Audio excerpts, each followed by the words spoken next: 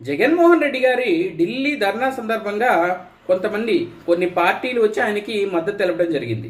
అయితే ఇక్కడ మనం గమనించాల్సింది ఏంటంటే ఆయన ఆ పార్టీల మద్దతు తీసుకుంటున్నారా లేకపోతే మేము సింహం సింగిల్, మనకు తెలుసు కదా ఈ మాటకి పేటెంట్ రైట్ అంతా వైఎస్ఆర్ కాంగ్రెస్ పార్టీకే. ఎప్పుడు కూడా మేము సింహం సింగిల్ అని చెప్తా ఉండేవాళ్ళు.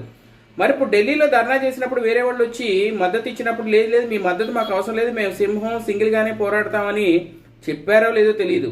లేదా ఇప్పుడు అధికారం పోయింది కాబట్టి ఆంధ్రప్రదేశ్లో ఇప్పటి వరకు మేము సింహం సింగిల్ అని చెప్పుకున్న వాళ్ళు అంటే ఆంధ్రప్రదేశ్లో సింగిల్, ఒకవేళ ఢిల్లీ వెళ్తే మింగిలు అన్నట్టుగా వేరే పార్టీతో కలుస్తారో లేదో చూడాలి. ఎందుకంటే ఇప్పటికే రకరకాల రూమర్లు వస్తున్నాయి.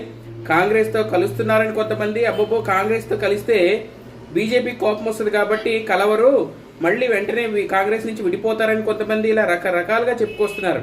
బట్ ఇది సింహం సింగిల్ ఉంటుందా మింగిల్ ఉంటుందా అన్నది మనకు కొద్ది రోజుల్లో